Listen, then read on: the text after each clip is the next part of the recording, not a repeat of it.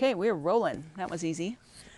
Welcome, everybody, and Happy New Year. I hope we don't get all killed before the month is out. But just had to say that, it just seems weird to be here and the world is a little bit on the precipice. So anyway, welcome. And wow, I never do an introduction very well, so I'll just sort of fragment my way to getting started. If you haven't been here before, we have been talking about soul stuff for years. I think this is our 7th year. We've been kind of just plowing into what does it mean to be a human being? What does it mean to have all the parts? What do you do with your crazy brain? Things like that. And I kind of ran across, I decided that, hold on here. I think I just went into okay. Started to develop this concept around, or to reimagine the soul, or to kind of think about how to bring it into relief. So I'm just using that word in a non-religious context to stand for our essential self, our non-created self, or our non-manufactured self. We could think of it in contrast to the ego if you want, but it's basically whoever you truly are after everything sort of gets scraped away, that there is a part of us that is, that's whole, that's wise, that's grounded, that's connected to being, whatever that means. And practically speaking, I like to be practical about it. That part of us is a huge resource of sanity and wholeness and grounding and humanity. And so we've just been talking about different aspects of it. So then finally I put some thoughts together, and I've been writing this book about it, and we've been this year just going through the different chapters of the book, and last year too. So the qualities of the soul that I've talked about are that the soul is subterranean, so it speaks obliquely. The soul is whole, which was a big surprise to me. The soul is singular in that there's only one you, and the soul is embodied, like it's not separate from the body. The soul is countercultural or acultural, and the soul is a little bit wild. And so we've spent a lot of time talking about those things. And then the second part of the book that we've been dealing with this year is if you're really serious about listening and living through and by your soul, there are some things that your soul will probably want to teach you, and they might be surprising to you. And so I call them core competencies, by way of kind of a field guide, because if you do some hiking, or if you're out in nature, a field guide is nice to have because it will sort of tell you what you're seeing or what you're experiencing, rather than do this, go here, blah, blah, blah, which is more like a map. A field guide is like, if you see a little flower that has these kind of petals, this is what it is. Or if you hear this kind of, or if you're going to go hiking up in the, above the tree line, you probably better go before noon, that kind of stuff. So that's the context in which I'm writing these core competencies. And so the first one we talked about was something called, I haven't figured out the title for it yet, but it's dealing with fear, basically, or breaking up with certainty, or breaking up with knowing. I can't remember, it's like dealing with the unknown. So we talked about that in October, I think. And the second one we talked about, I think, was leaving I Suckville. That's another one. We talked a little bit about reconfiguring faith and hope and love in November, but didn't, because I hadn't finished that chapter yet. But that chapter will be called Reconfiguring Faith, and we'll deal with that one next time. But today we're going to talk about a concept that I'm calling With-ness. And I'm excited to bring it here today because I think it needs some work.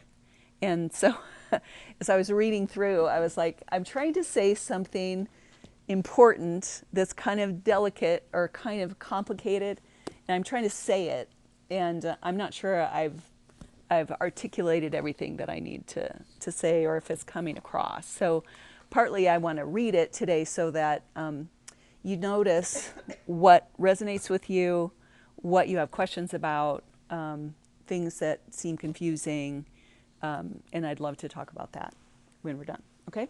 So I'm just putting these on the board to stimulate our thinking while I'm talking. Any questions before we start?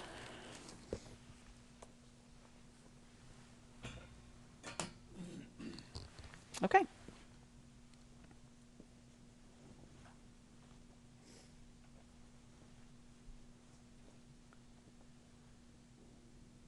And I'll start with a quote from Albert Einstein. If I weren't a physicist, I would probably be a musician. In my daydreams, I live my daydreams in music. I see my life in terms of music. Our son was born a musician. He demonstrated his remarkable oral skills at the age of 4 when, 2 days after a church service during which we had sung the majestic and intricate hymn, A Mighty Fortress is Our God, I caught him humming the melody. He had been exposed to it exactly once. A mighty fortress, not the wheels on the bus, if you're happy and you know it, clap your hands, or even Mozart's Twinkle, Twinkle, Little Star. A mighty fortress is our God, correctly hummed by a 4-year-old. Who does that? Thanks to our son's passion for participating in the performance of ensemble music, we've attended dozens of band and orchestra performances throughout his lifetime. I've had plenty of opportunities to observe how large musical ensembles organize themselves in order to do what they do. It's fascinating and just a little bit miraculous. And here's what I've learned. An orchestra is comprised of many members, each member highly trained and experienced, playing their instrument at a high level of competence, eventually. Each member is expected to play precisely and skillfully when and only when they are called to do their part. An orchestra is incredibly diverse. Violins, oboes, cellos, basses, horns, and piercing triangles are all part of the whole. Percussion sections have the most variety, from booming timpani to chimes and jingle bells. Each instrument contributes something unique, but not every instrument is needed in every piece of music. Just gathering the players together is not enough to make music. If you're lucky enough to attend a live orchestral performance, you'll get to experience them warming up before the concert begins. Cacophony is what you hear as each performer tunes up and gets one last chance to practice that tricky run or bit of rhythm. It's a unique moment of impressive chaos. The conductor is the integrating force of the orchestra. They direct the interpretation and performance of a piece of music. The conductor does more than hold the tempo. They hold the members together, interpret the piece, and draw the best from every section. The conductor ignites passion and coaxes emotion in order to bring each piece to life. They hold the essence of the piece, drawing the best from each player in order to do justice to whatever music is being performed. And then, of course, we have the piece itself, the composition, the score, the unique musical story waiting to be told. When the conductor steps onto the platform and lifts the baton, everyone and everything comes together into a magnificent whole. Some of the most transcendent moments of my life have happened in the presence of live performances such as these. The human psyche is like an orchestra. Each of us is a collection of important parts, full of amazing potential, meant to work together to offer a unique expression of something wonderful to the world. In my mind, the conductor presents an important aspect of the ego, the consciousness, the part of us that knows intimately the particular piece being performed, and who has the skill to guide the orchestra into a live expression of the composition. Human consciousness is staggering, honestly. The complexity, the brilliance, the sparkling potentiality of it, alongside the tragic propensity for it all to go wrong, it keeps me on the edge of my seat most days, especially at the office. So much suffering, so many repairs needing to be made, so easy to get lost in the weeds. Sometimes I'm overwhelmed by the intransigence of it all. But as we move through our lives, different aspects of ourselves emerge and develop, some more intensely than others. Hardship and stress throw our delicate development into survival mode, and we end up having to prioritize certain skills over others, keeping some parts of ourselves under wraps until it's safe for them to come out.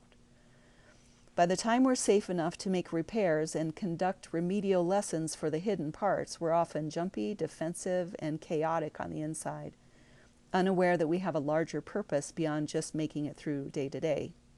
Some of us have done so much damage to ourselves and others, we wonder if we have any right to hope for even a semblance of wholeness. It's as if we arrive on the concert stage with just a couple of functioning sections, trying for all the world to shine, but knowing there's something fundamentally wrong. Some players are hiding, some playing poorly for lack of instruction. Some players take the reins and ban whole sections of the orchestra from belonging at all, smashing the instruments and tearing up the score. Some sections become punitive, derisive, and contemptuous of the rest.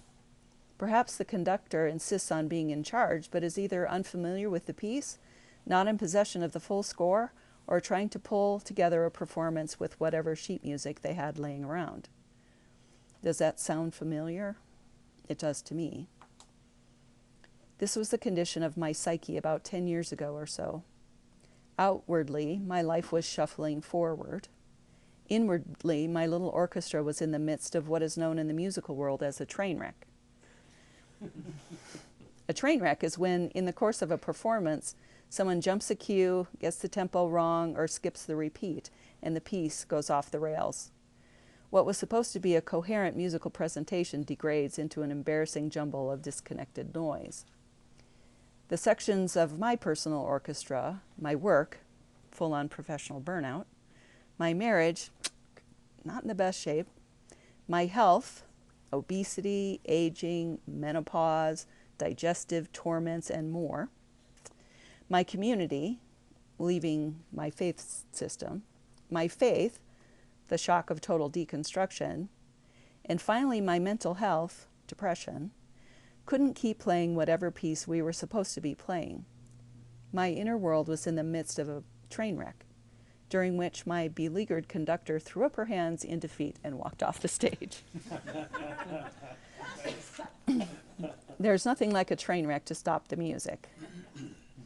If only our inner lives were as fully functional as the average orchestra. In the case of an accidental train wreck in a literal orchestral performance, the solution is to stop playing, go back to measure 153, and pick up where you left off. After all, an orchestra at least knows it's an orchestra, the purpose of its existence being to perform music, for which it has been highly trained. The solution for our metaphorical orchestra is a bit more complicated, since most of us have a hard time knowing for sure why we're here, or what we're meant to accomplish in this lifetime.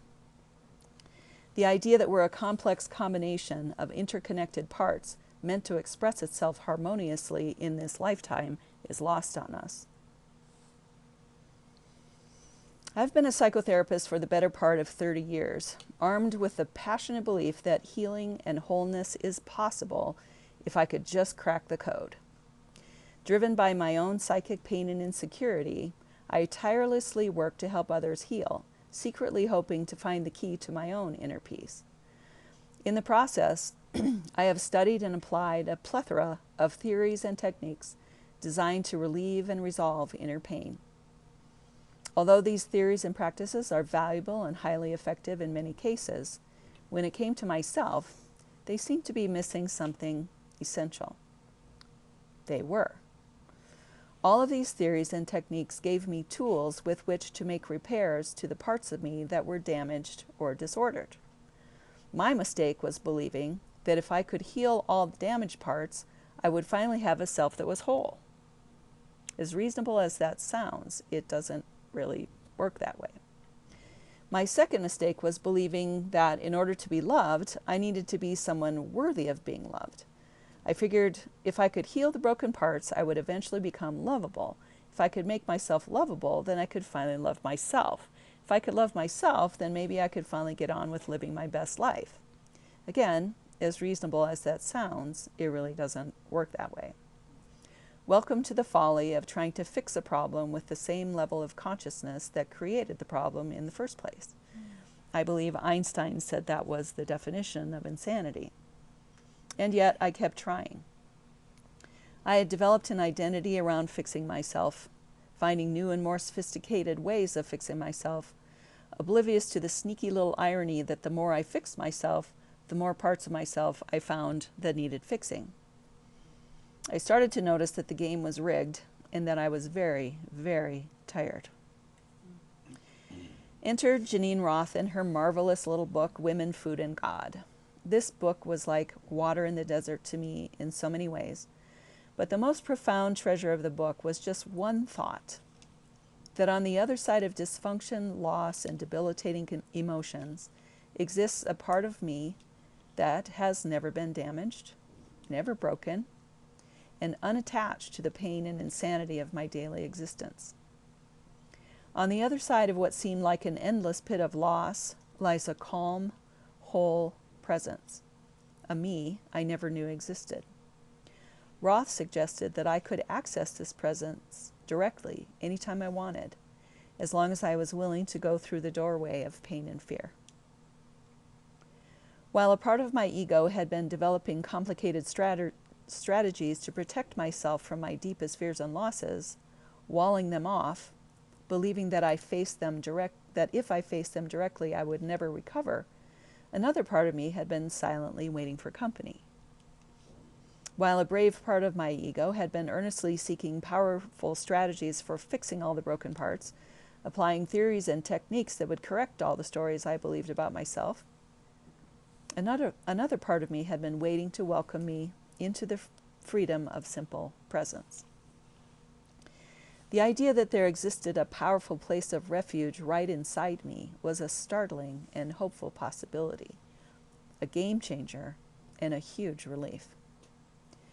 I started to think that this inner refuge, this place of calm, wise presence, might be my actual soul. I began to believe that my soul was even better than I could imagine, and undoubtedly a whole lot better than I had been taught. Even better, I realized I didn't have to make any confusing deals with God in order to access its goodness. The only question was how to do it. The first thing I did was send my exhausted, hyper-thinking brain to a deserted island somewhere in the South Pacific for a long, well-deserved rest. Just kidding. If only. I started to realize that my mind, drunk with the delusion that it was capable of fixing everything, had actually become the problem and not the cure, like that science fiction story about the amoeba that ate New York. I was finally able to admit that I was powerless over hyper-thinking and that my life had become unmanageable. I quit believing my mind alone could save me, and I practiced letting go of every story my mind came up with as often as I could. I'm not suggesting that thinking is bad or that we should throw out the mind completely and live by our feelings alone.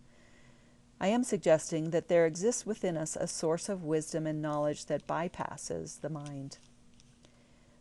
That part of us exists on a deeper, more advanced level than the conscious mind and will not submit to the way the mind processes information. In order to deepen and grow, we need to access all our ways of knowing and being, and thereby shift the way the whole psyche operates.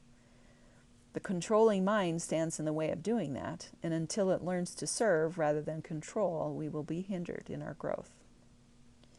Thank goodness for train wrecks and breakdowns, because letting go of the mind's right to run things is otherwise impossible to do.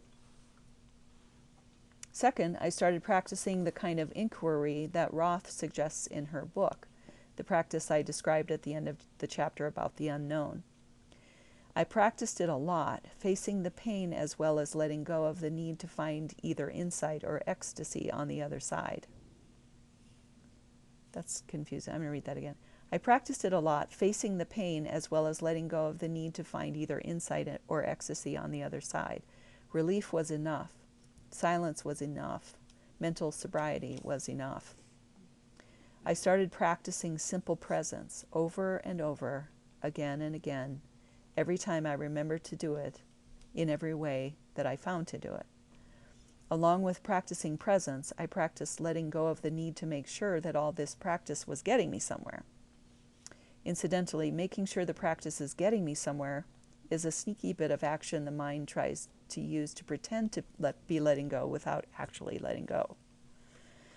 Third, I came back to this idea of the soul, the possibility that there was a part of me, the precious, that had been here the whole time.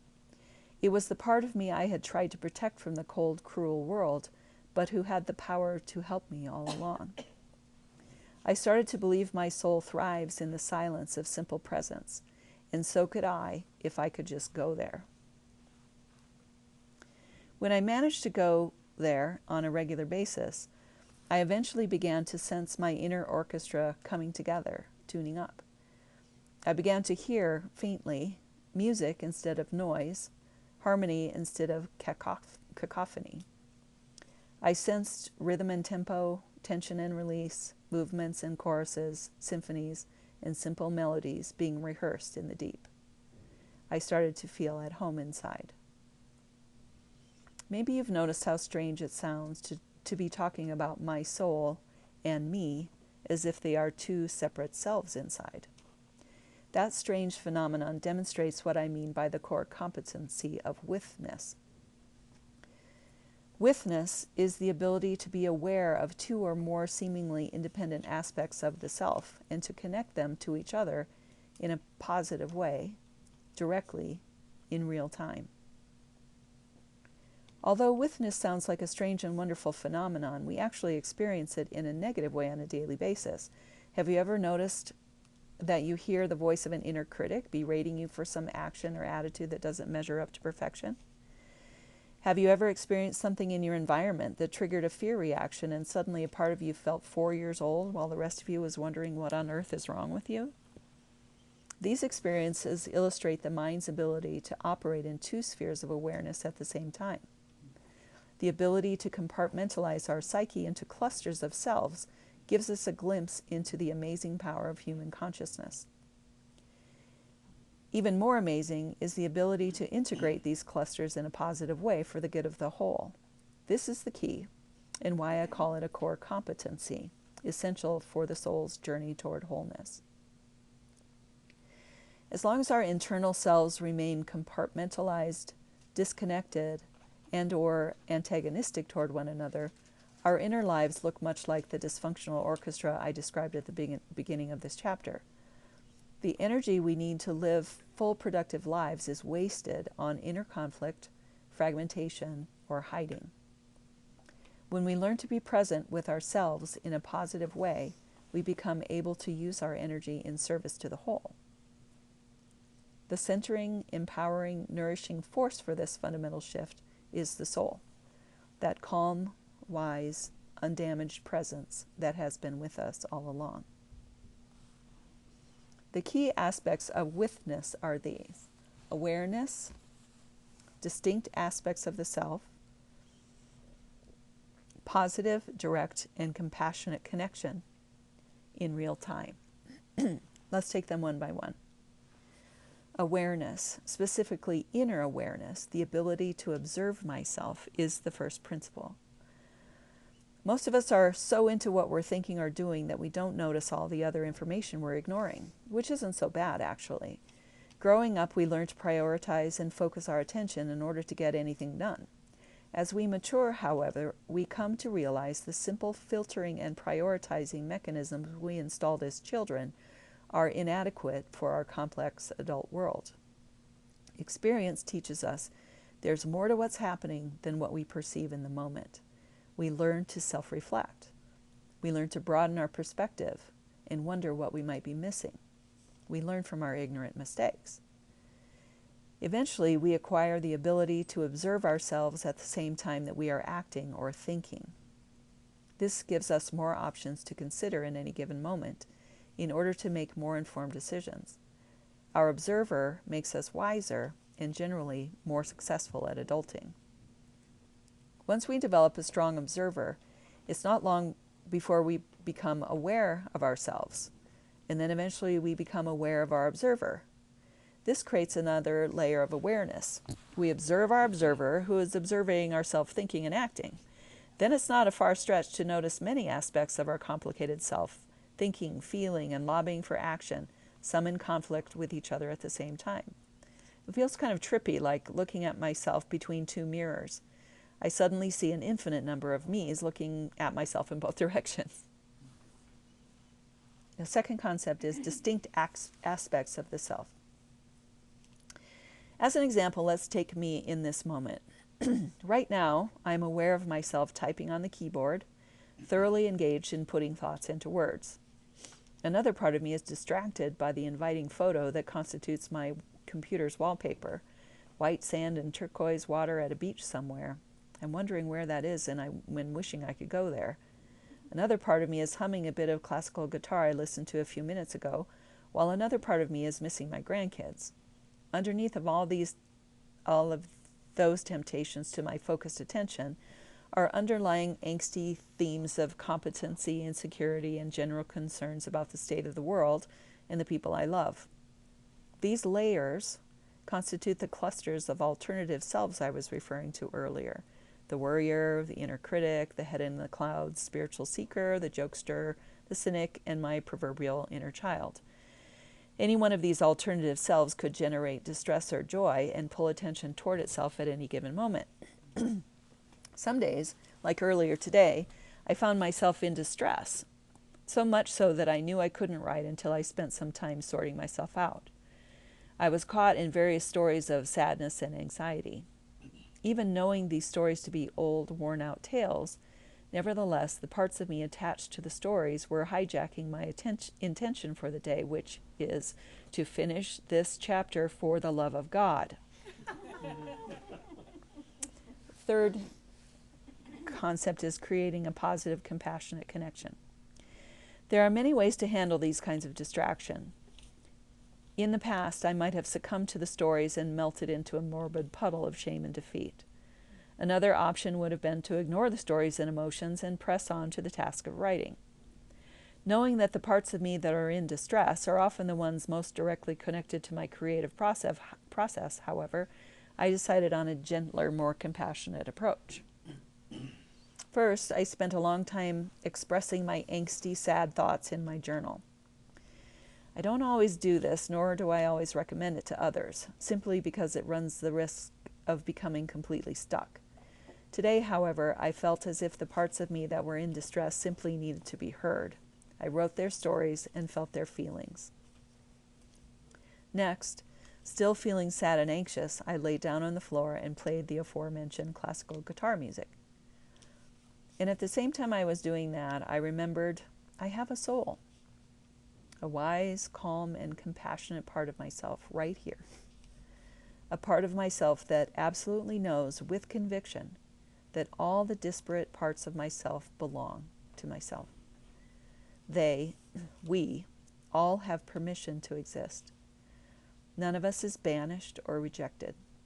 We all belong to the whole, each member essential in some way, and not one of us has the right to bully, abuse, or neglect or deny any of the others.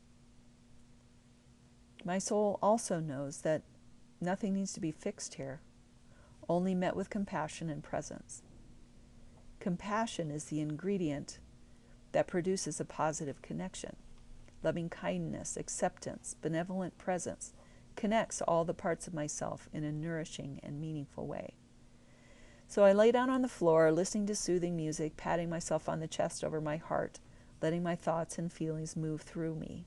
In this way, I practice being with myself directly in real time. Have you ever had a toddler or had the opportunity to observe toddlers at play? They can do it independently for a while, but soon, sometimes as often as every 2 minutes, they run back to mom or a caregiver in the room and make contact. and then they toddle off for another round of play. This is an essential part of a child's development, this returning to home base, as if the child needs to make contact with mom just to make sure she's still there to come home to. With-ness is the process of returning to home base. The soul is like the kind, grounded presence in the room. When I remember my soul and intentionally acknowledge her presence, the various parts of me touch base again and receive the calm, wise presence I need. Most of the time, remembering and reattaching to my own soul is all I need in moments of distress. This is how I personally practiced with-ness today.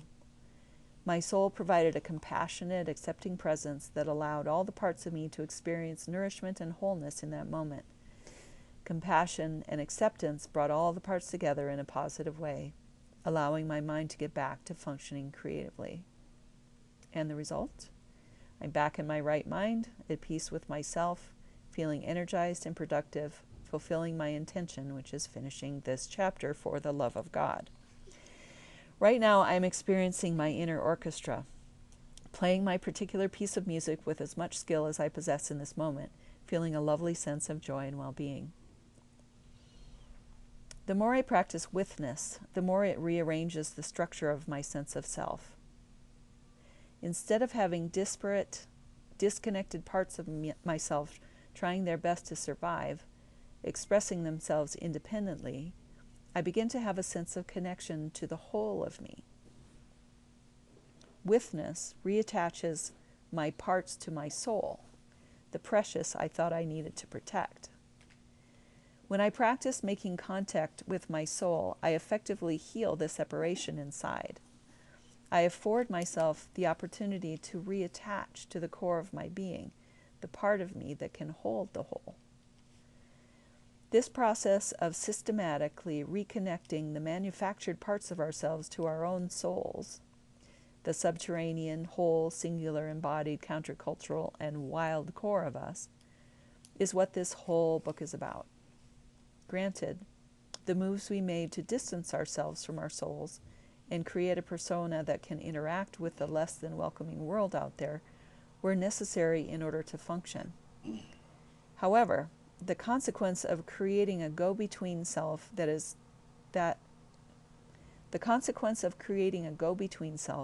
is that we inadvertently lose connection with the true source of our own vitality.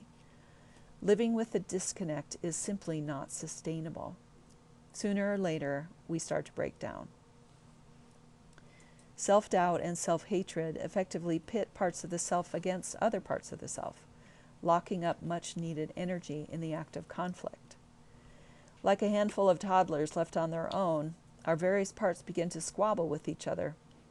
When we invoke the presence of the soul, this practice of with-ness helps connect the parts of ourselves to our soul in a grounded and loving way, allowing emotional energy to flow in the same direction for the benefit of the whole.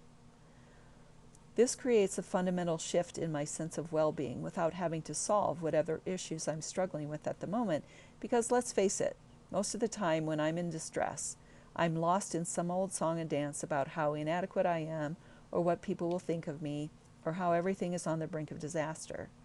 Most of the time, all I need is the soothing energy of my soul to nourish and refresh me, just like a toddler who might need a snack and a hug to reset their emotional state.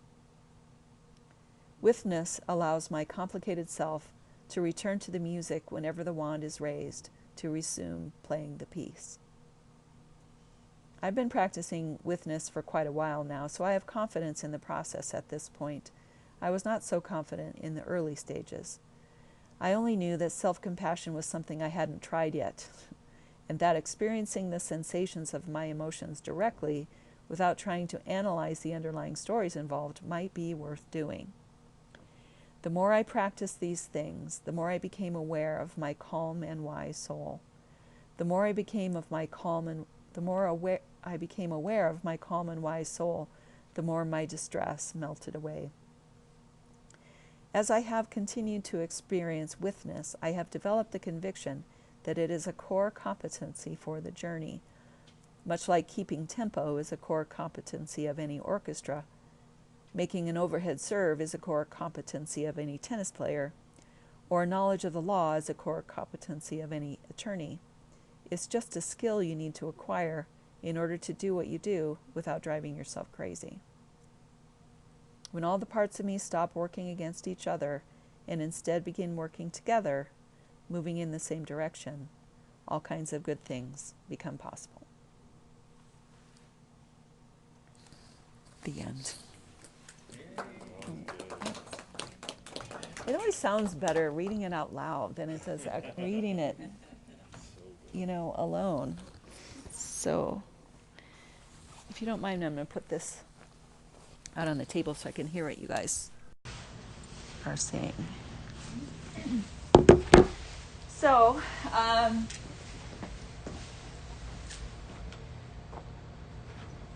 just curious about what you might have noticed that made sense to you, questions that it brought up for you, things that were not clear, or just in general reactions or comments you might have. I thought it was great, and all of it flowed, like one thought flowed into the other and really spoke to me, but it brought up something that I thought I had forgotten about. And it had to do with the metaphor of orchestra. One of my daughters was a dancer, ballet, the other was a piano player. And both of them, after a performance, which always looked to me in my very subjective eyes to be perfection, would immediately talk about the mistake they made. Did you hear I did a G instead of a G flat? Or did you see I didn't do the plie where I was supposed to, or whatever? But the interesting thing is I work in a school and I go to many, many, many kids' performances. And this is rampant. This is what everybody does. And these are kids that are really raised to have a healthy sense of self and self-esteem and to focus on success. But inevitably, there's that comment about the one thing that wasn't done correctly. Perfectly. And I thought about it when you were talking about the different voices. And I don't have any conclusion. Oh, But okay. just to say that I've always sort of wondered about that. Yeah. The kids don't come running up after a performance and say, I did it 99% well. Right. Yeah. Never. Yeah. I made something beautiful. Yeah. Yeah, and in a sense, a grading system, the whole grading system in school, and I don't know that this is necessarily a critique, but it is focused on what you get wrong, not what you get right. Right? That's all you think about. Yeah. I think I've heard one time or read somewhere that we're hardwired to focus on the negative thing. Mm-hmm. Right. Emil Siegel. You might he have says heard it we right have, here. We have Teflon for the positive and Velcro for the negative. Our brains are wired that way for survival reasons. Well, they think it's an evolutionary, development of the brain, the human brain, that, early humankind lived pretty rough and primitively, and survival was a full-time job for a very short life. And so you had to kind of develop the skills that would keep you alive, and that meant hypervigilance, figuring out what you did wrong, not making that mistake again, whatever. And those people survived long enough to pass their genes down. So by the time, we get here, our culture has evolved a lot faster than our physical brains. And so we have paleo brains, I guess, that are still filtering everything through that filter of threat. And so, it just helps keep people alive. It stimulates excellence. It does a lot of good things for us, being critical. And so it's a great thing to have. It's just that, I don't know, it might be aware of that distinct part. Yeah, be aware that that's a part of you and that there are other parts of you too. I think that perfection, would you say, Hope, as a teacher, that perfectionism and that anxiety is increasing as you've gone through your experience? I would. That's kind of my experience with our grandkids too, is just seeing that anxiety and perfectionism and stuff increasing for some reason. I would agree. Yeah. The social media, I think, influences partly. Social responsible. media, yeah, I think too. I don't know. We want to spend time thinking about that, but I somehow I don't know. I'm going to launch into speculating about that, but I'm not sure that that's necessary. I just think it's a good thing to remember about ourselves that, of course, it's negative because our brain is wired to be negative. So there's this forgetfulness or non-stickiness of the positive or healthier positive self-reflection didn't help keep us alive. I always say that the ones that stopped to smell the roses probably got eaten. So the ones that were hypervigilant or lived to reproduce. Yeah. So we have that brain inside of us. The weird thing about us now is that, well, for most of us, I mean, there are a lot of people on this planet who live in survival mode all the time. So I don't discount them at all. But for us bougies over here, we have that brain, but we're living pretty cushy lives. And so what that brain does then is elevate just whatever's on the top, like whatever your highest anxiety is gets elevated to threat level. And so Death we're threat. we're like going bonkers over something that's really not Not that important. Not worth that it. important. Yeah.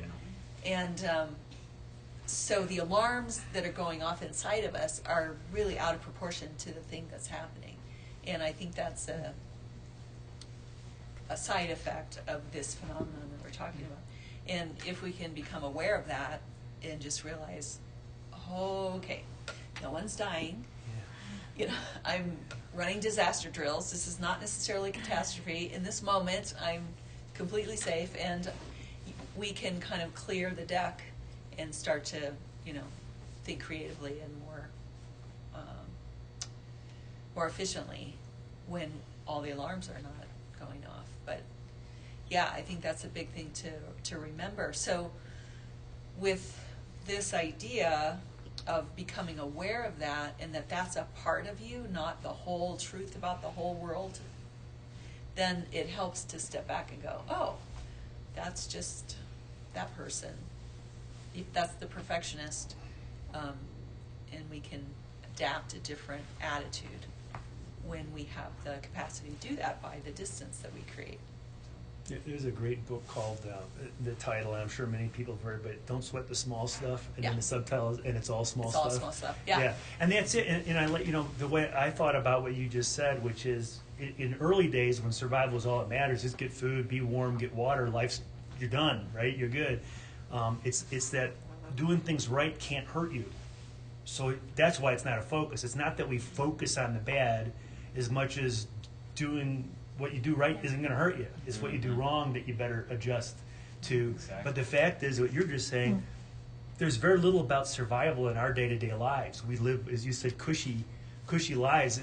It really is almost all small stuff that we ever deal with, unless you have cancer or you've had a loved one in a car wreck. I mean, there's almost just nothing that critical that happens to us, and yet we're still geared on the problems. And so I think that's what maturity, a lot of what maturity and spiritual wisdom is recognizing your whole self and all the things you're talking about in that chapter, Yeah. is realizing it's all small stuff. Yeah. I was thinking about, we went to a conference on, it was by Peter Levine, and it was on the somatic interventions for working with people. And he was talking about these dorsal and ventral vagal nervous systems and the primitive brain, all these things. Evolution works so that we have all this stuff that was present in these little vibrating centipedes and stuff. I mean, all these little reactions and embodied things are still there. And there's only like just this little part of our mind here that's actually super advanced. The rest of our mind is these more primary functions, these real basic functions that have been around through all of the evolutionary processes. And so they talk about this whole thing of going offline from this part of the brain into this embodied trauma experience, or into this reactive place, or this knee-jerk response, or the survival center, all these places you can go, because we still are wired that way. All those nerves are still there. All that neurological activity in the brain is still available to us. And our first response to any kind of threat is to see that it's probably a death threat. And your brain has to sort of rule that out before you're safe again. And so it's a matter of like coming back online. So some of this with-ness practice you're talking about, I see as sort of just, okay, noticing I got really worried about something that may not affect me at all. Take a breath, listen to some music, lay on the floor, whatever I've got to do to kind of be with myself in a compassionate way. And for me, that's getting out on a road bike a lot of times, right? I get out on a road bike, I start doing bilateral stimulation, my brain starts integrating stuff from side to side, and I'm feeling better immediately. I'm out in nature, I'm looking at beautiful foothills and blue skies, and suddenly I'm realizing I'm absolutely safe and all is right in the world. And here I am going down the road. And so there's different ways, I think, to accomplish this task, but it is all about sort of settling back down inside of yourself in a way that says everything belongs and it's all okay. When you were reading the passage, it made me think of this picture book that my mom would read to us growing up called You Are Special. And it's by Max Lucado, and I think he's a pretty popular author among the more evangelical Protestant groups. And it's, I don't know if you guys are familiar with the story, but there's these little wooden people walking around, and they give each other stickers for doing good things and bad things, and they're very preoccupied with their stickers. If they're going to get a sticker for doing something good, or going to get a sticker for doing something bad. And then there's this one little wooden person who doesn't have any of the stickers sticking to her, and it's because she walks up to a very big hill and talks to the toy maker. And when she just spends time being in the presence of the toy maker, the stickers don't stick to her anymore. And so that's yeah. So that's a narrative I had, but I think something that I'm teaching myself, and I think I'm really grateful for that, because it taught me a little bit in a pretty concrete way, what peace is. Yeah. And what you're talking about. That's really. But I think what I'm finding is I don't have to find some man on top of a hill to go be with. Yeah. It's within myself. Yeah. That's where I can find peace, is compassionate connection, and it's actually within myself. It's not outside of myself. Yes. Yeah. Yeah. Oh my gosh. I had to read that.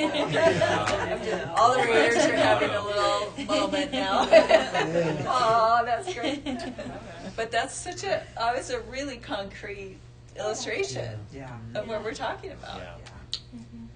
Oh my gosh. Sometimes I step back and go, we're ridiculous. We are just ridiculous. And it's so simple.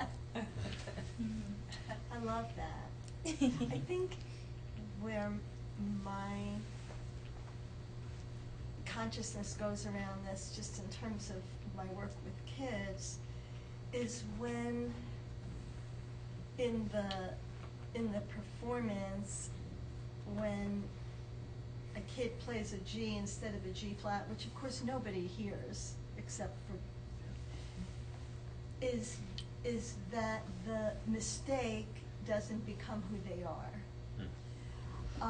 That's where the intercession is necessary, so that those of us that are living these cushy existences that you talk about, and I do know what you mean, it's like our brains don't have to go to levels of survival, even though we're often telling ourselves the story that they do. bullshit. They don't. Although, but our bodies are responding as if that's true. But to some degree, it's on me, to remind kids in whatever bodies they're occupying, that whatever that was, that they're remembering as a mistake was just that moment in time.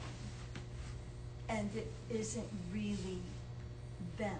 It's not the totality of who they are. Because that perfectionism and anxiety that you're talking about is when kids begin to think that they are that that's as far as their worth and influence go, is I don't do it right. I'm not right.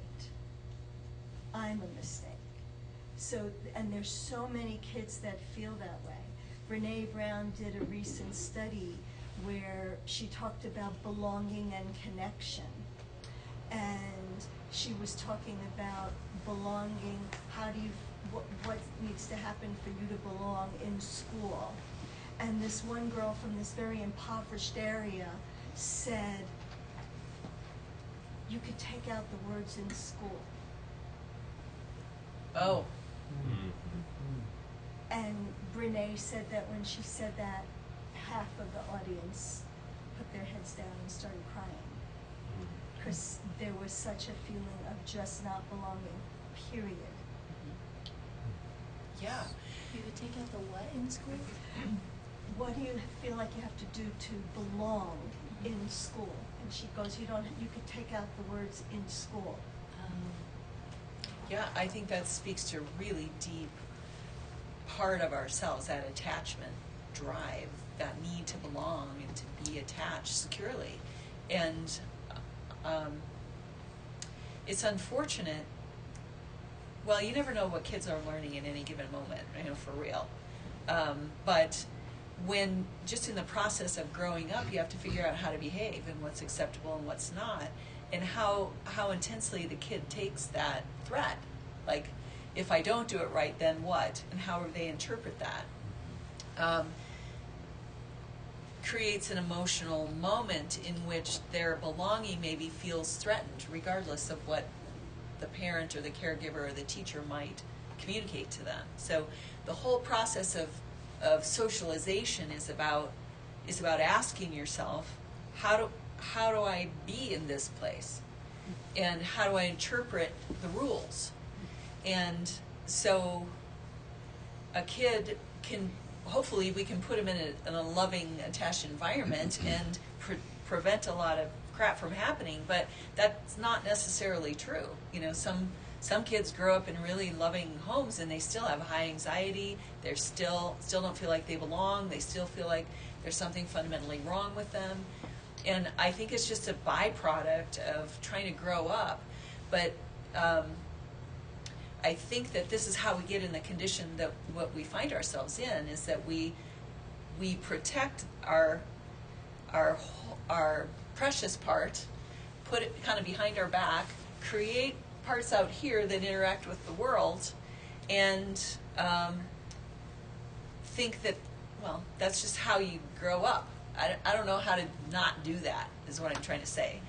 And so but eventually the process of human development is pulling all of that together. So mental health, maturity, wisdom, coming into your fullness, whatever you want to call it, is essentially an integration process. So whatever you left behind, whatever got damaged, however distant, however fake you had to become, however distant you had to become from your essential self, all of these are parts that you created for really good reasons. And it's just that because we created them usually as children, they're not very robust and they eventually break down. And even so, even if we did a pretty good job, the soul, like the deeper part of us, is always wanting to emerge and always wanting to integrate and become more whole, more mature, more whatever. And so it's an inevitable process unless we really get in the way or we're so confused we don't know what to do. But most of us as adults, we're kind of in that thing. The skills or the selves we brought online to get us through did their job. They did a pretty dang good job. But now it starts to break down, and a shift is happening, and so that creates crises for us. And I lost what I really wanted to say in the middle of that thought. But it's just a part of everything that we're trying to accomplish. This is how we try to grow up, and so the more we can know that that's happening, number one, and cooperate with that happening, and not try to drive it the way we drove everything else. I know what I was going to say. Eventually, those skills that we brought online, it's like they got their jobs and they're holding on to their jobs with white knuckles, and we don't realize that it's time for them to retire or release or step back because something else is emerging. And so that creates a lot of conflict and a lot of clunkiness about our inner worlds. But particularly the inner critic, the perfectionist, those two, we trust them the most because they were the most valuable. But at some point, usually they start to become more of the problem than the solution, and we didn't notice that because we're just so addicted to handing them everything. Here, what am I doing wrong? Show me. We're really attached, traumatically bonded, let's say, to those aspects of ourselves, and we don't notice when their time is done and when they're doing damage now instead of helping. And I think if we could just do that one thing as adults, most of us over-conscientious adults, we just solve that one problem, we'd I think be a lot happier, experience a lot more ease in our development, to notice that one thing. And to treat that well, like to say, oh, thank you, inner bully, inner critic, inner, sergeant, or whatever, however that sounds to you. Thanks for getting me here. You are quite the intense. You are a very important part of my existence. So, thank you, bless you. Now, can you chill? Because we need to make room for a little, for the rest. So, for me personally, that was the part that ran the whole show. And so all the other parts got severe treatment. You don't get to belong. That's really stupid. That's embarrassing. Oh my God. Those kinds of, to all the other emergent parts were kind of like, you don't get to belong. You need to hide in the closet. You need to get your shit together. You need to whatever. And don't ever show your face. So when those parts are in charge, they tend to be harsh instead of, because they can't really afford, that part of yourself can't afford to be, it feels like it can't afford to be compassionate. That's the courage to be vulnerable, right? Because I think what you're saying is we put, you've used the metaphor a couple times where you're protecting the real you, and you're putting these different personas out there. And I think part of growing spiritually is to gain the courage and the confidence and the awareness that there's more core self, and just be vulnerable enough to say, okay, I want to be more who I really am, and I'm ready to be more who I really am. Yeah. And recognizing you're going to get stung sometimes, so that's the balancing act of knowing when to do that and when to not do that, perhaps. But Yeah. I think my inner critic gave me more of like a scarcity message of like, you need to work a little bit harder, you need to make sure yourself is protected, you need to protect yourself, you aren't going to be enough unless you do all of this. And so that's the one I'm trying to let go of now. But I do recognize that a lot of the security that I have now is from my growing up with a lot of panic of insecurity. Like paradox. Yeah, scarcity is one of those things. Or our belief that there's only so, it's like the pie concept of love and acceptance, you know, there's only so much pie. And if somebody takes one piece, that means there's less for others, or there's only so much to go around. So you better get what you can, or figure out how to earn what you can get, because it's scarce, and that's abundance, and especially the stuff we really, really need, those intangible things. It's hard to know that, and it's hard to believe that when you're an adult. That's another one of those turns that needs to happen. Is that maybe it's more, what we need is more abundant or more available than we think.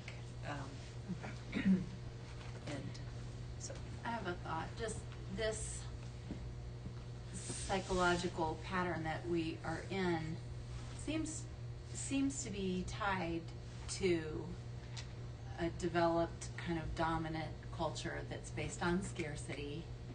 And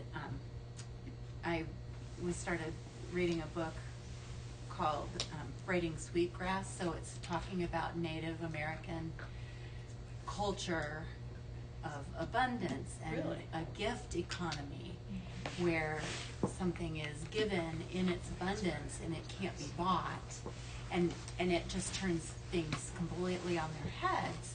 And it makes me think that we've gotten into this kind of neurosis because of this competitive culture based on scarcity, where and the other thought, and I'm kind of vomiting out a couple of different thoughts that make a really messy pile, but the other thing that I'm thinking about is how characteristic this is in dominant culture, where if you're in a marginalized culture, there's another layer of complexity where you not only determine what's safe for the dominant culture, but then you've got your subculture. So, for example, an African American, I can be this way to the white teacher, and this is acceptable behavior, and it's highly managed and monitored. And then I can be a completely different self at home in my community and black family, and a different one.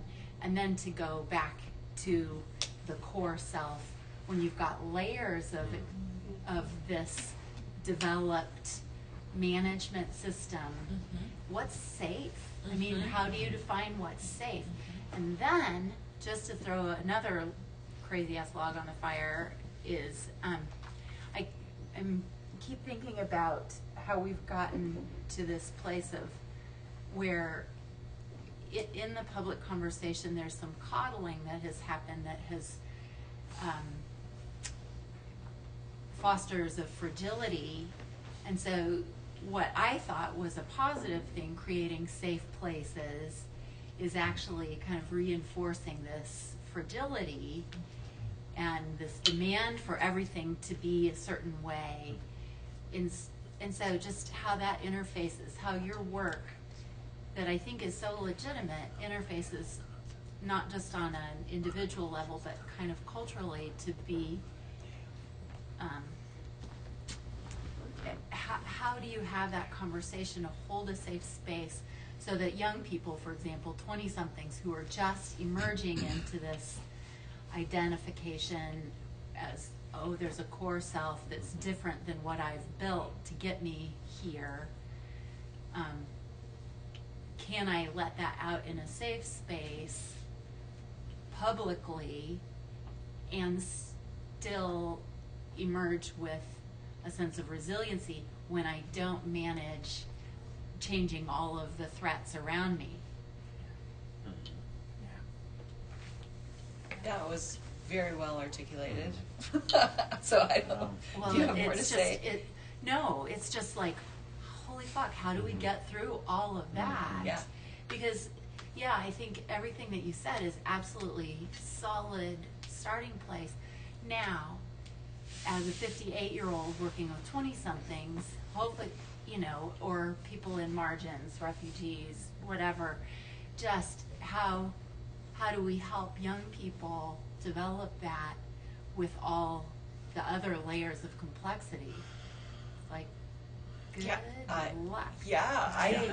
And I've been thinking a lot about this, this thing about fragility, mostly because I just know I am quite fragile, and why I grew up with a sense of fragility, but I think that fostering fragility by trying to control everything and make everything safe for people so that they can thrive, that feels like a no-brainer, but yet it creates a whole, it creates a person who's never been tried, who's never really been able to survive something, or it leaves you without competencies, I guess, is that you might otherwise be able to acquire because of challenges. And so this trying to protect what's the most precious by creating something that's more acceptable, it creates a fragile ego. That's exactly what we're trying to be strong and trying to survive, but actually it's only as good as the thing coming at us. It's only as good as what am I trying to say? It's only tested by challenges. Yeah, and if we construct our lives in order to avoid that at all costs, then we're going to feel, I have felt consistently more insecure because I'm not experiencing life with my whole being. I'm throwing pieces out there that are inauthentic. I'm just always managing that and never really fully being present and alive. So when we talk about vulnerability or unguardedness really being kind of the key to being human, we're talking about that willingness to let go of everything that's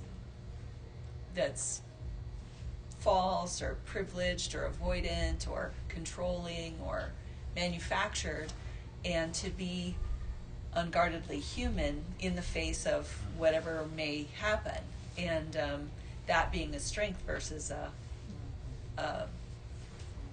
something that makes us weak.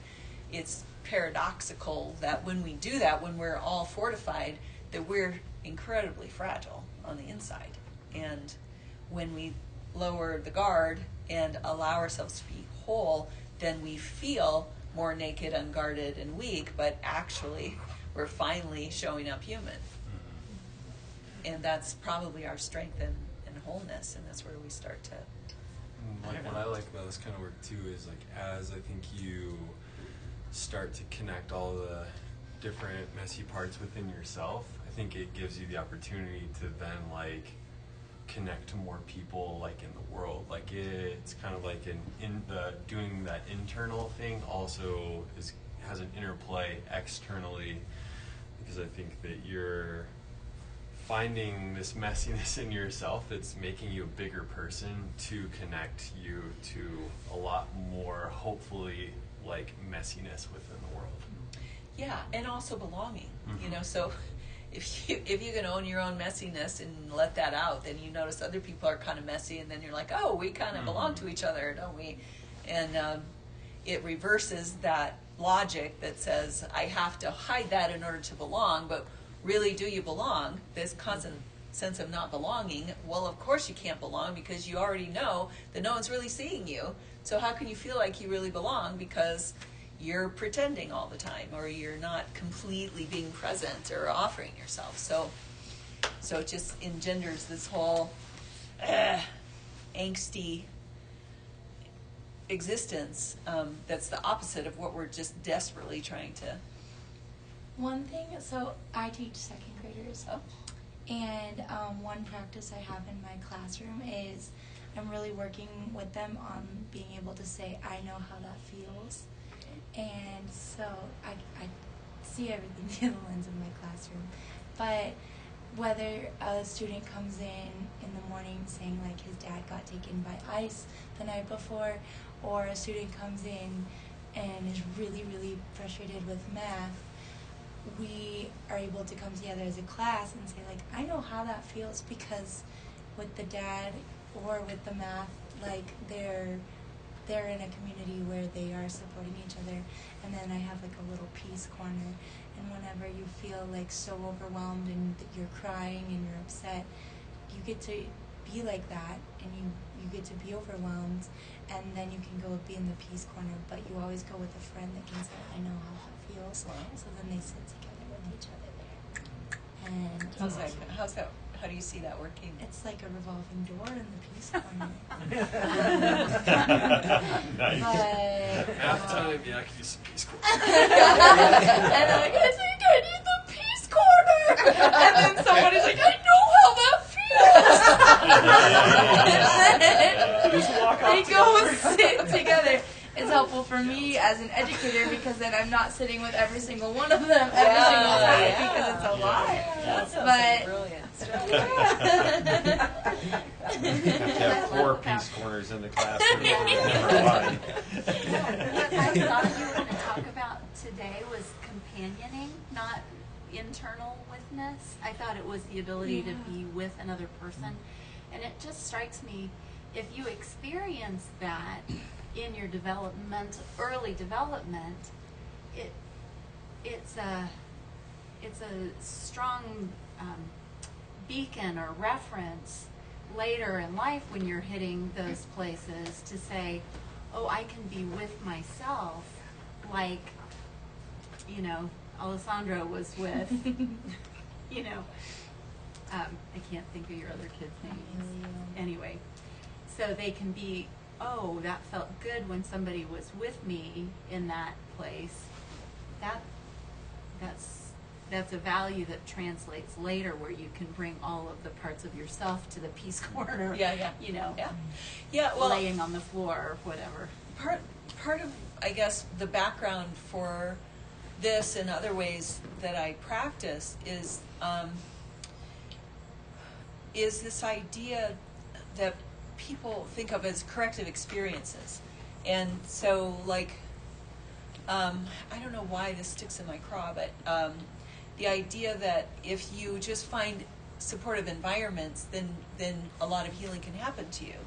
And while I think that that's true when it comes to your relationship with yourself, you're the only one that can heal that. Believe me, I've tried.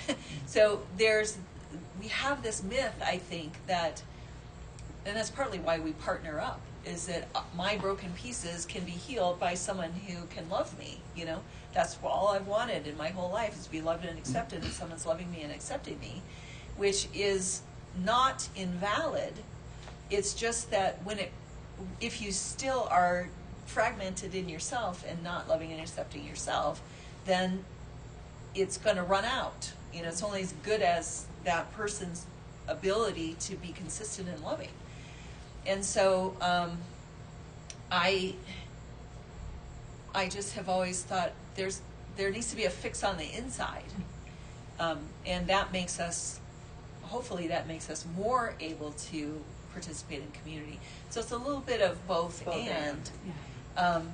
That is important, but when it comes to being completely whole and human, I guess maybe because I felt more fragmented maybe than other people, or I felt it more acutely than some people, I knew that I couldn't risk letting somebody else try to heal that for me.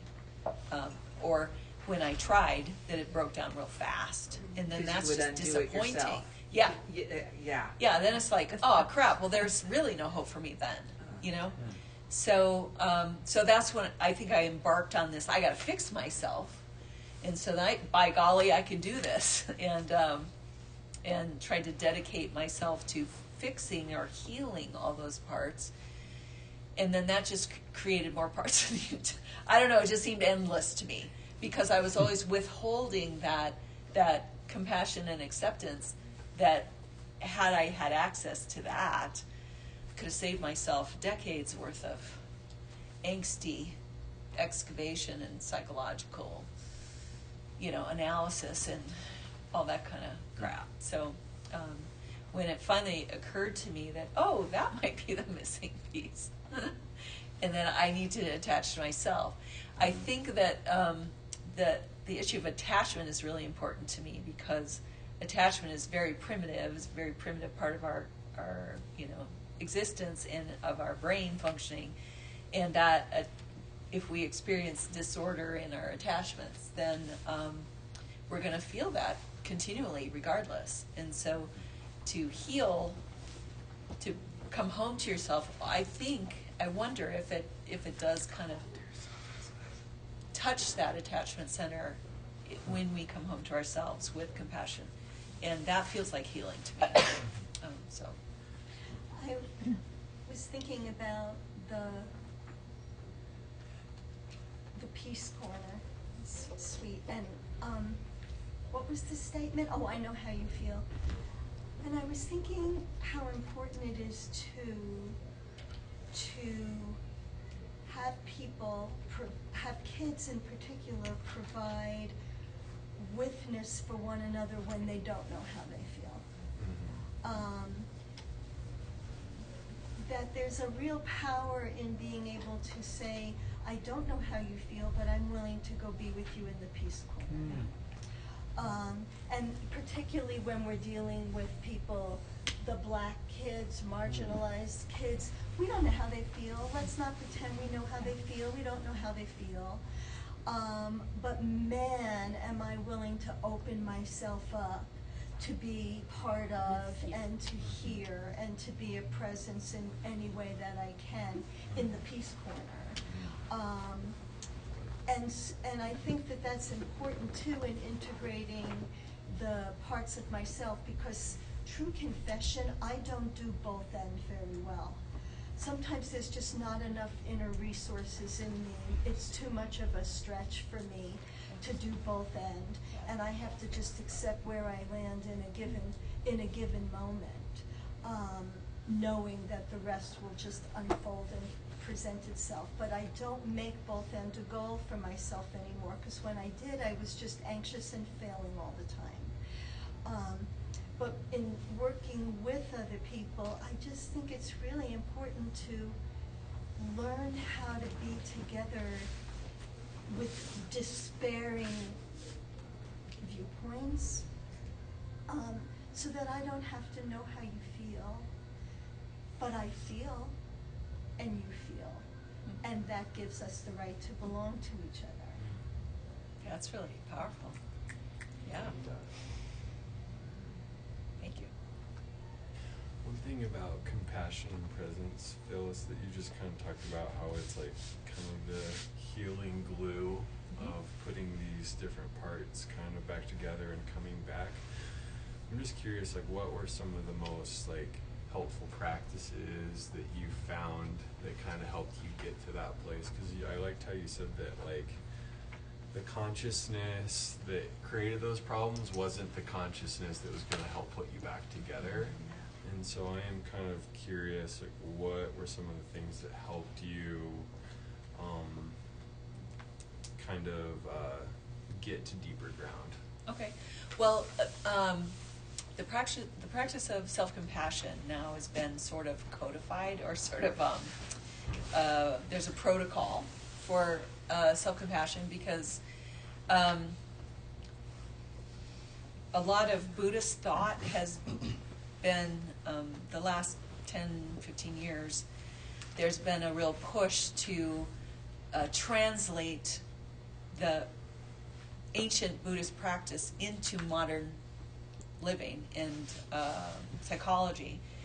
And so some of self-compassion, loving-kindness meditation, some of those things are just ancient practices, but there have been people who are learning how to translate that into a psychology that works. And so, in particular, Dr. Kristen Neff, right? Yep. Not Ness, Neff. No, it's NEF. She's the one that, I think she did her dissertation on using self-compassion as a way to treat depression, anxiety, and other things. And so in the process of doing that, she developed a protocol that she would use with individuals and groups of how to practice self-compassion. And so I was exposed to that and grabbed a hold of that. And I always forget, I think, Ted, you know those steps better than I do. But basically, if you find yourself in distress, then you might think, oh, self-compassion, how do I do that? And what I generally do is I put my hand on my heart for number one, because when I can't always think compassionately, if I do this, it's a gesture that sort of connects to the attachment center of my brain more directly. So it tends to set me up physiologically for a moving toward myself. So to do this, it's just a universal gesture of comfort. So I start there because I can't always think myself there. And then something like acknowledging your suffering. This is, and what she says is, this is a moment of suffering. So just kind of stop and go, okay, yeah, I'm suffering. And acknowledge that it's there. And then there's a connection to people. People all over the people world all are over- suffering just like me. Just like me. Millions of people in the world at this moment are suffering just like me. And that helps also to attach me to something larger too than just myself. And what's the next? I don't know why I can't read. Well, Those that's two it. just seem That's to the- really help me. Yeah, just taking that moment to the posture of self-compassion, the statement that this is a moment, that it could pass, right? This isn't forever, but this moment, my suffering needs something. And then the idea that I'm connected to I'm others connected who are to also. others. So then just sitting in that and breathing into that until Yeah, so the then moment feels like it's passed, and then you can try to move on again. If you're not there, you repeat. Or, sometimes you can think, if you're thinking of yourself or giving yourself a little pat, it's almost like, oh, honey. Kind of like, so that evokes just a Self-soothing. little bit of compassion to start with. Some people feel kind of dumb doing that. But it's like, oh, yeah, there's a part of me that's really in distress. And I'm connected. That in itself is a connection. But for intense distress, just dealing directly with the distress, or breathing into your heart, or breathing into the distressed part. Like sometimes I'll just think, love and compassion is all around me. I'm just going to breathe it straight into the hurting part. And so just take a couple of deep breaths as if I'm just pulling in the love and compassion that I need. And then I've shifted a lot of things physiologically and in my brain, and there is some comfort that actually can be experienced in that moment. And that's the simple piece of it. I think she has several steps you can use, and that material is all over the internet. Just Yeah, she's at the University of Texas, and you can find her websites real easily. But I think it's not the concept so much. If the concept gets you to this and really connecting to yourself in compassion, that's the agent that we're looking for. That's the juice. So don't worry about doing it right. But those are helpful little things you can do. And that was all I had for a while, mostly because I was so exhausted from trying to analyze it all, get to the problem, fix it, and get better for God's sake. It was more like, oh. I also have a mentor now who said, well, not now, he's been a mentor for a long time, but he'll say all the time now, well, is there a blessing for that part of you that's out of control?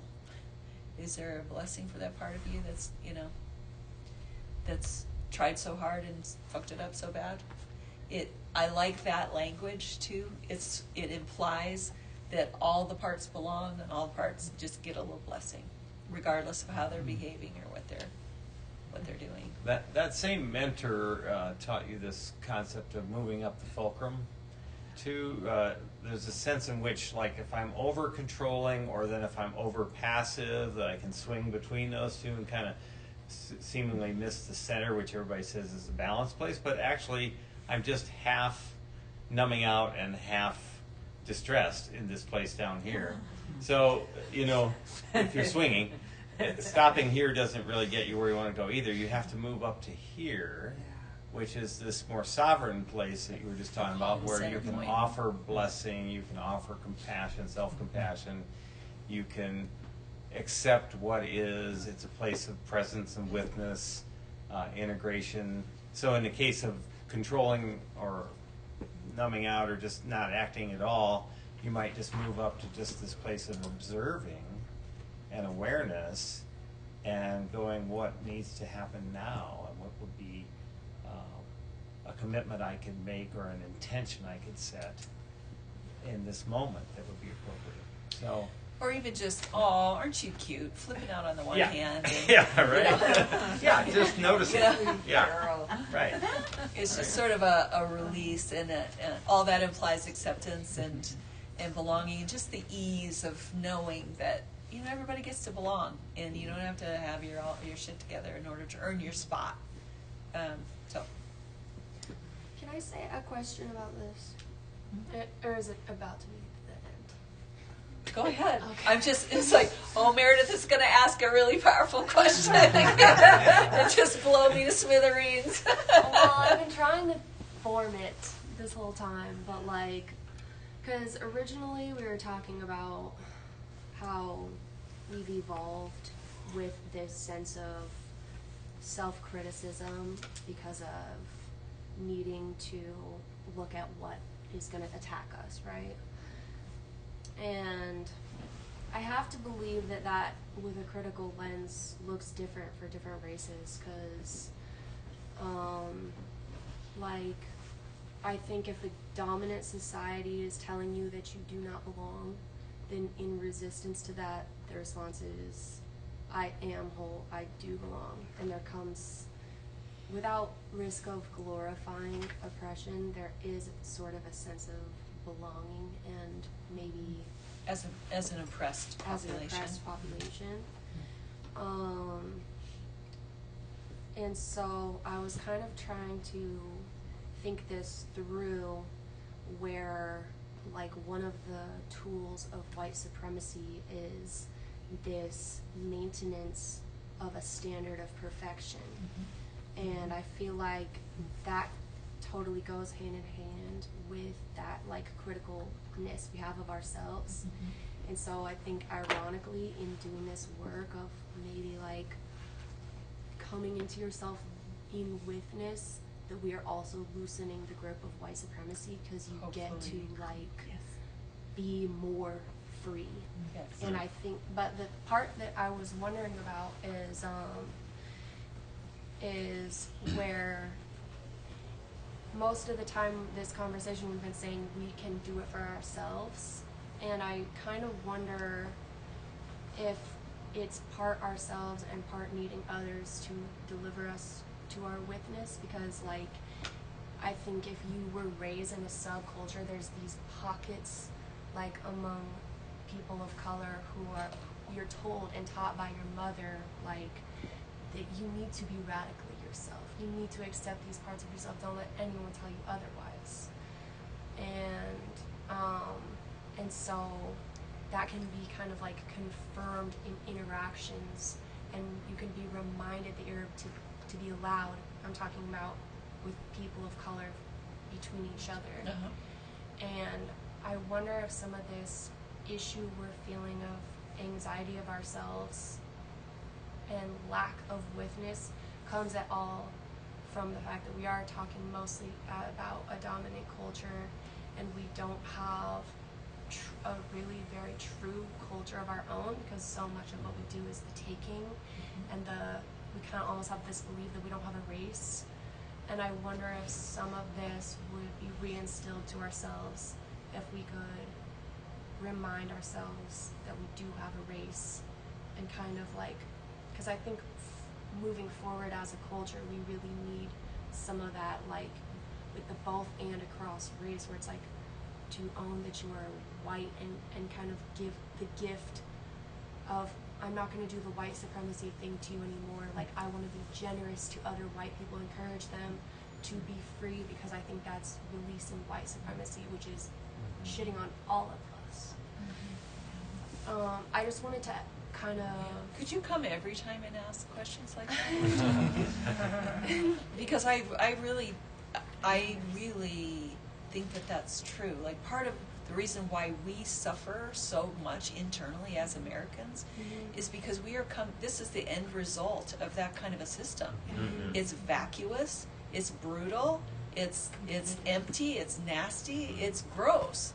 And It's like very homogenous too. Yeah. And I think you're seeing the byproduct of a Yeah. really homogenized culture that isn't integrated, and Yeah. we're feeling at a macro and micro level like how unhealthy that is. It's Yeah. inbreeding. and it's what? It's inbreeding. Inbreeding, it kind of is. And so a lot of our angst and neurosis is just that, it's getting so decayed that we're sick from it. And we just don't realize that that's kind of the core of it. And so we're trying to figure out how to be whole, regular human beings in a system that got created for us, that privileged us in some ways, but is that we're victimizing ourselves with at the same time. So absolutely yes. Yeah, you do think it's from other people too. Yeah, you think it's from other people, and you don't realize it's when everybody's trying to get protected and controlled so that we don't have to suffer, then you're creating suffering, and not just for the people that you're shutting out, which is horrendous, but also for yourselves. And I think that's where we are. And we could just implode. So anyway, thank you. Yeah, thank you. So every time. Okay, anybody else? We're done past time. If you want to put your money in the thing, you can. If you want to Venmo me, you can. If you that kind of just word about that, I haven't done my little money song and dance for a long time, which is mostly just a shadow dance for me. Pay up. And otherwise, thank you for coming. Thank you. And Thank you. next time, we scheduled a trip over the top of the first Saturday in February, and I don't think the second Saturday is available, but we for sure won't be meeting the 1st of February. And if we can meet another time in February, I will let you know. So if you want to join the Facebook group or connect with whoever's part of it, and you want to be here, stay tuned. And I apologize for that. It makes me happy because I'm not here the first year. Oh, okay. That's great. Yeah, catch you on February 1st. Yeah, I know. I hate this one. Thank you so much. Okay, thanks for coming. Thanks.